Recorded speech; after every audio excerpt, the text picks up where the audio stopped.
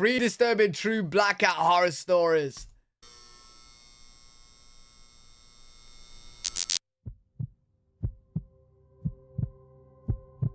It was a chilly night in early March. This happened a couple years ago now. I had just gotten home from work. I was working late that night, so it was close to midnight by the time I walked through the door. I was beyond exhausted. I wanted nothing more than to crack open a freezing cold beer and throw my feet up on the couch. So that's exactly what I did. Bro, what TV is this? Who has a square TV, bro? Alcohol always tastes better after a hard day's work. I didn't even turn on the TV immediately. I just sat there on the couch with my eyes closed and my feet elevated, trying to ignore the nagging thoughts about how stressful my life was. I remember getting frustrated while flipping through the channels because nothing was catching my eye. After sifting through for another few minutes, I ultimately gave up and opted to enjoy my beer in silence. Like everything else in my life, peace and quiet was apparently too much to ask for, because not 10 seconds later, all the lights in my house simultaneously shut off. You know that slightly fuzzy popping sound that comes a split second before everything shuts off? Yeah, there's nothing I hate more than hearing that noise. For whatever reason, our house had a tendency to lose power every so often. Now that I think about it, it still does. Anyway, my first reaction was to step outside and see if any of the neighboring houses were affected. I stepped outside and shut the door behind me, trying to preserve any heat that I might not be able to get back should I fail to restore the power. It was late, but I remember seeing at least one house on my block with their lights on, which confirmed that my house was the problem. Pay the bill. I closed my eyes and took a deep breath, knowing that this headache would definitely spoil whatever pleasure I was hoping to salvage from the night. I turned back to go inside, but when I turned the handle on the front door, it wouldn't budge. I froze, confused at first. Okay. I tried the handle a few more times, but it was definitely locked. Yo, is it up my mic or lower my mic? Which one is it? What the hell was going on? I banged on the door and called my my wife's name, thinking maybe she had woken up without me realizing. Bro, wait.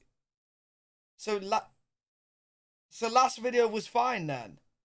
So now I'm too loud? I mean, I'm too quiet now?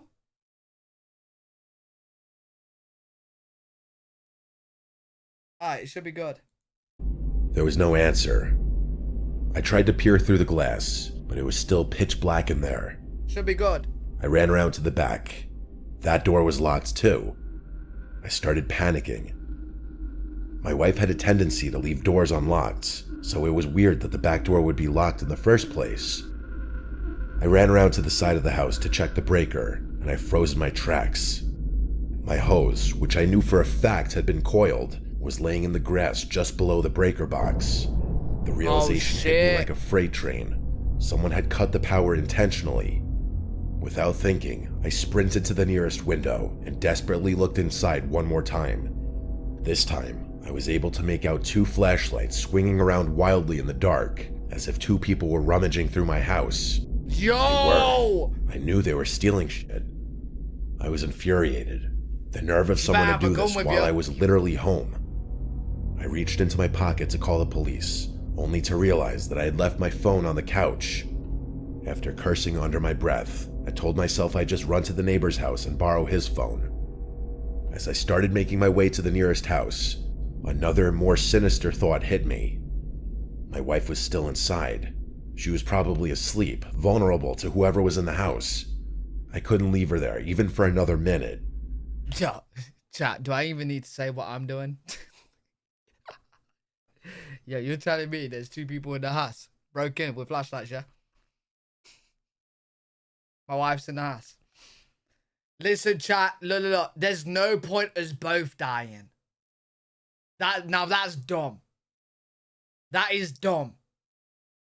I'll call the police, you know what I'm saying? But I'm keeping the distance, bro. I'm keeping the distance. I sprinted back to my house and frantically grabbed some loose rocks from the yard.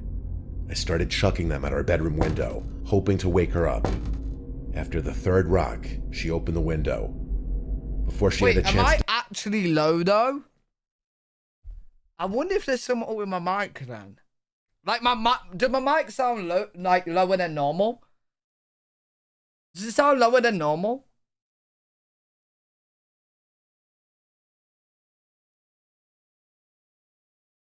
Alright, after this stream, I'm gonna have a look and see what I've done to my mic then. You know what, for now, I'm gonna be right up close and personal. It's coming closer. To say anything, I quietly told her what was happening and instructed her to hide in our closet. Her head disappeared immediately. She didn't ask questions. Yeah, I then sprinted to my neighbor's house and banged on the door. I explained what was going on as quickly as possible, and then I used his phone to call the police. I waited on his porch, praying that my wife would be okay.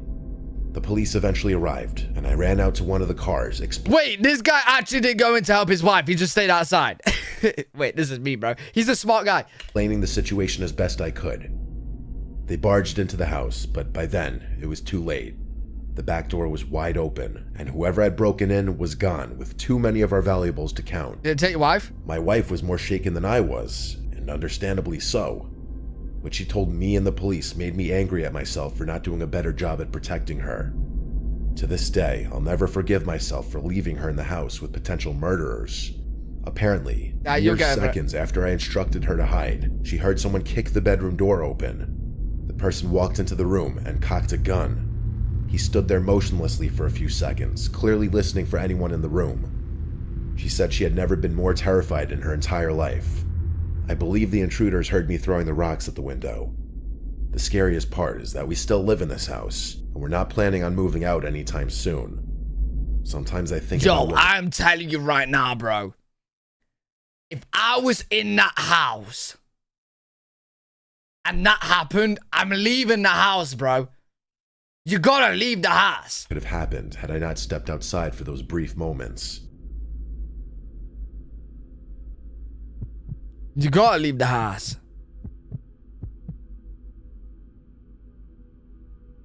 I've always lived in the shadow of my older brother. Oh, this is I'm not nice bitter apartment. about it, but it's just been the truth.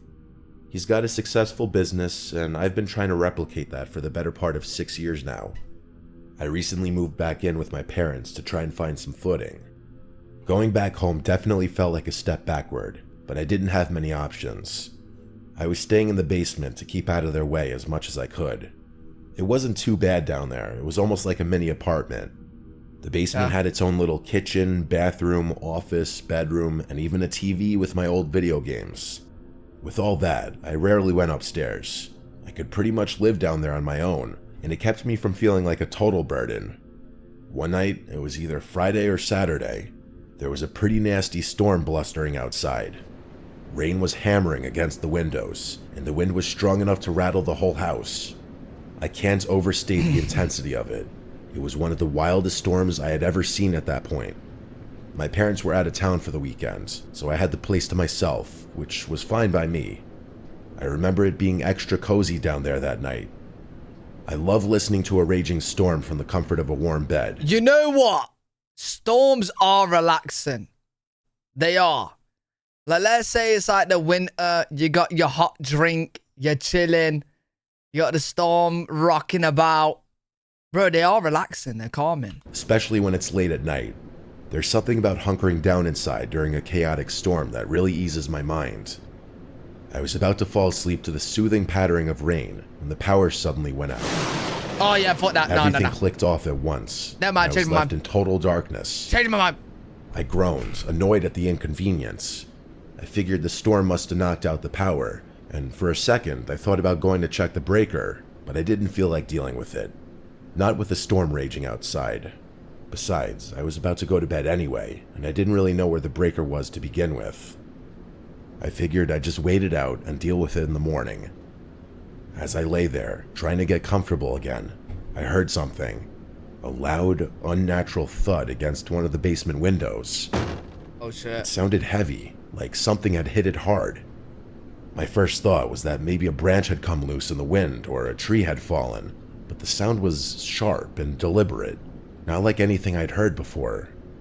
As lazy as I wanted to be, I couldn't ignore a fallen tree. That was a bit of a step up from a simple power outage. Reluctantly, I got out of bed and grabbed my phone, using the flashlight to make my way over to the window. The basement was pitch black, and the only sounds were the rain pelting the glass and the low rumble of the thunder outside. I remember rubbing fuzzies out of my eyes to try and wake myself up a little bit. Rubbing I what? held my phone up to the window, squinting through the glass, and nearly died from my heart stopping right there.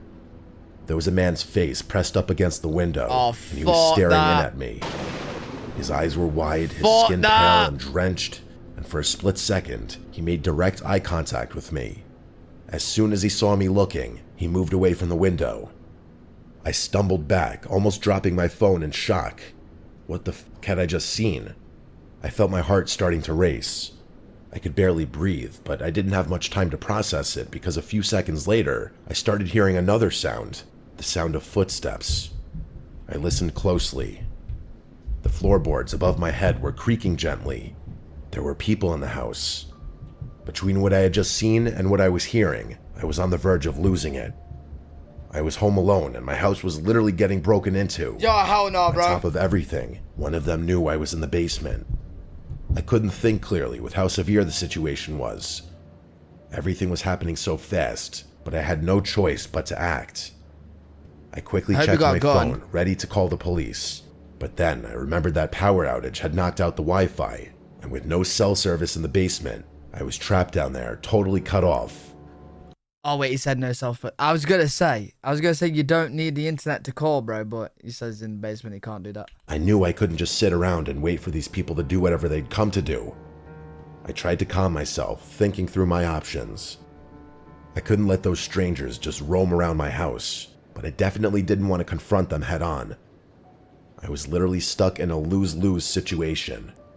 I decided I'd try to sneak upstairs, skip out the front door quietly, and then call the police once I was outside. I didn't have another choice. Keeping my footsteps as quiet as possible, I made my way up to the basement stairs. I still remember the pure fear of that moment. You never know how your body's going to react to something traumatic until it happens. When I reached the top, I peered around the stairwell. My heart sank because I saw 3 figures with flashlights moving around my pitch-black house. Shit. I watched them for a few seconds, literally petrified. One of their flashlights panned across their body just long enough for me to make out what one of them was carrying. It was a gun. Fuck. I froze. Every muscle in my body was tense. Just hide, bro. I didn't move. I just watched as they murmured to each other in low voices. That's when I heard one of them say something that escalated the situation even further, if that was even possible.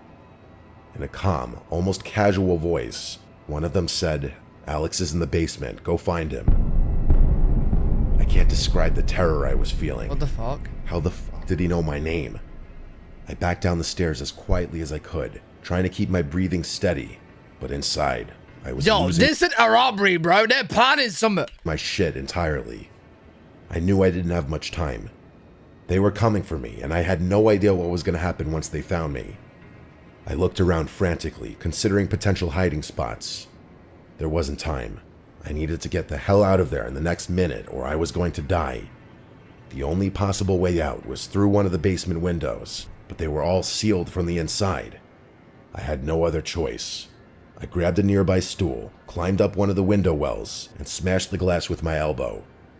Shards of glass flew everywhere, but I didn't care. I scrambled through the broken window, pulling myself out into the rain. I felt the cuts all over my body, but I didn't have time to register the pain with the adrenaline and fear coursing through my veins. The downpour soaked me instantly, and I ran through the mud, trying not to slip.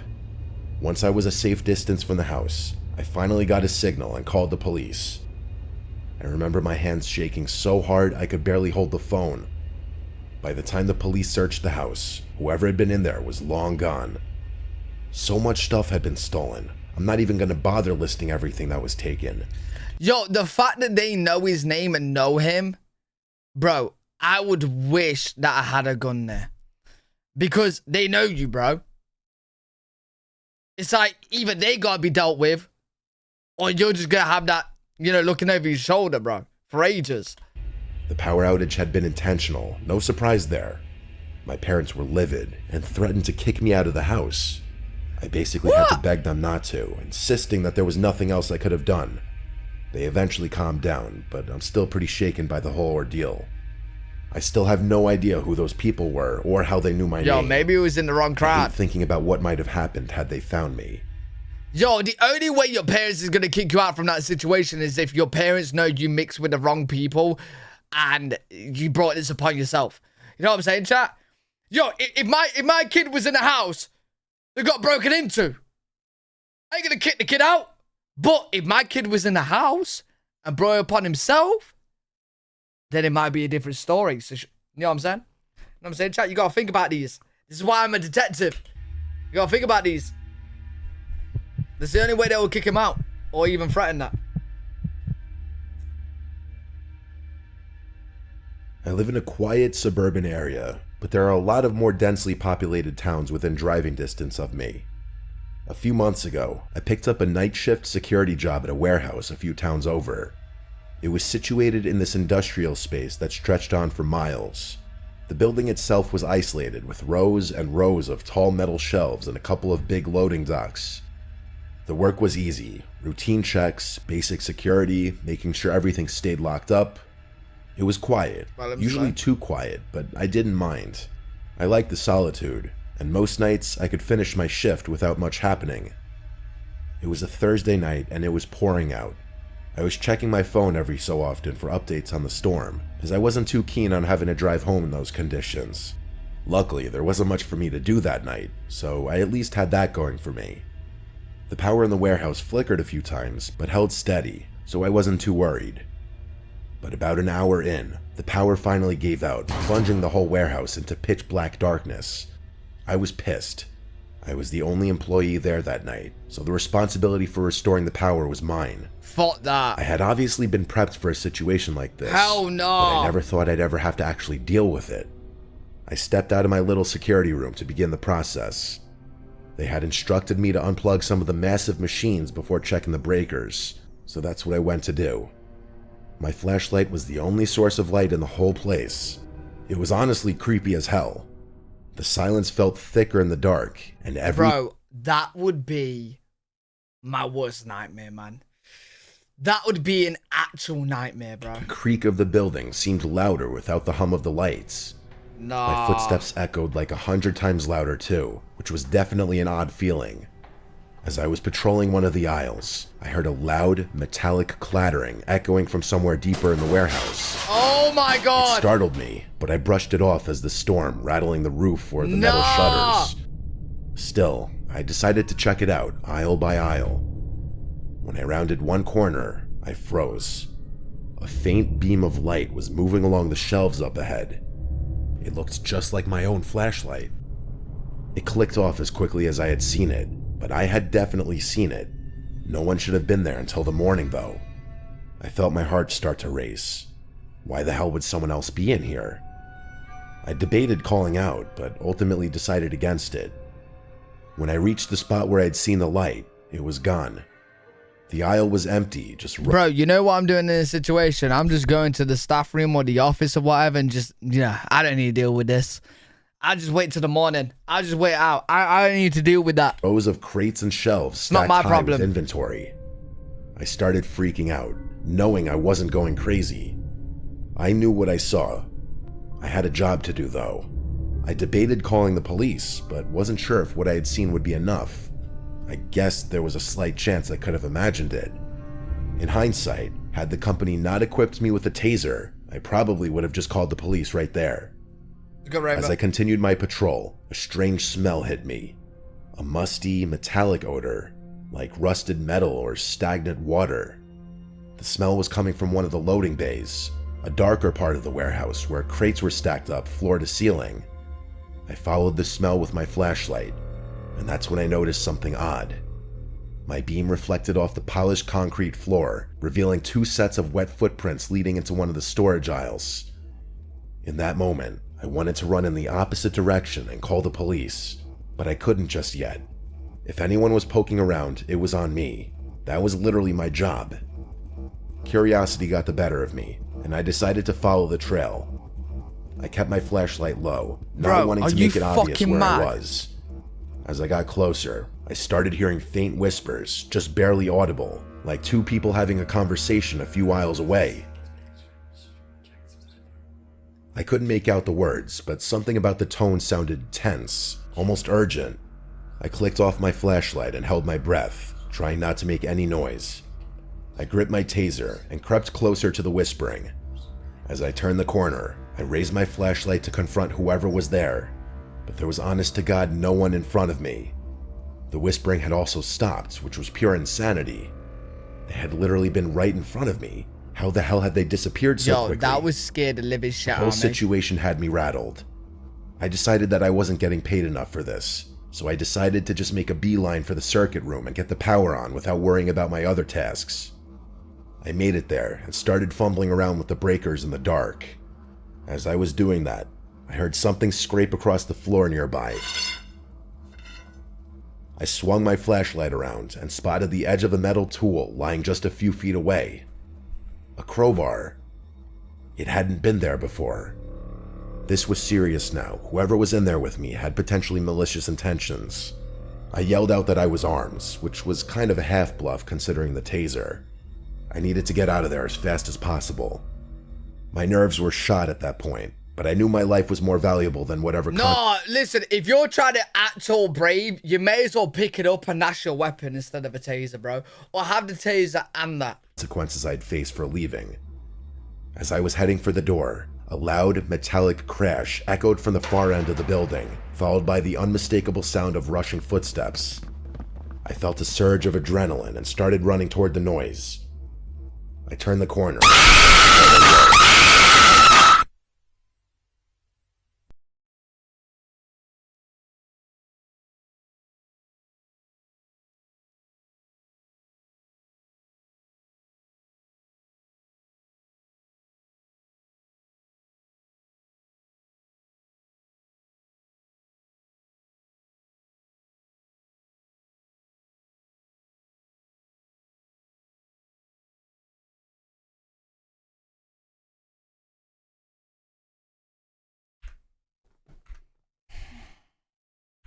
Whoever did that, you go fuck yourself. Whoever did that, you go fuck yourself, bro. Bro, you know I got a bad neck. And now I've just added on 2 weeks fucking recovery time. You just made me add on an extra 2 weeks to fucking recover now. Because my fucking ass, I swear my nerve is just fucking pulled even more, bro. I think I just punched myself in my fucking face. And started running toward the noise. I turned the corner, and there they were, standing in the middle of the aisle. Yo, that was perfect timing as well, bro. Because the part in the story was, I stand there, and then there they were, and then you fucking scream. You motherfucker. I turned the corner, and there they were. Standing in the middle of the aisle were two figures dressed all in black. One of them was holding a crowbar identical to the one I had just walked past. That's creepy, man. They looked at me for a split second, and then, without warning, started sprinting directly towards me. Hell no! I didn't think. I just turned and ran. I was just saying you could have All it. the I don't want it confidence anyway. I just mustered up was gone. I could hear their footsteps pounding behind me, but I didn't dare look back. I weaved through the aisles, praying that I'd be able to navigate this place better than they could. After what felt like an eternity, the footsteps faded. I paused, catching my breath, and realized they weren't chasing me anymore. Eventually, I made my way toward the exit door and stepped outside. Yo, it just sounds like they're playing with him, bro. It is scary, but it sounds like they're playing with him. I immediately called the police and begged them to come as quickly as possible. They actually arrived pretty quickly, which I was thankful for. Of course, those two strangers were long gone by then, but the officers were really helpful, and even helped me get my power back up. My boss was not as sympathetic, though. He gave me shit for running, and I almost lost my job over the whole incident. I still can't get over how strange the whole encounter was. Like, it was clear that those people were messing with me, but they still chased me with a weapon. The worst part is I still work nights in that warehouse, although my boss did start putting at least 2 people on the shift every night. Okay, that's I still don't know what better. to make of the whole thing. I'm just glad those guys didn't catch up to me. Bro, how can anyone do night shifts anyway, man? They're actually scary, bro. They're actually scary. Like, night shifts in general, fuck them. Absolutely fuck them, dude. Ain't no way.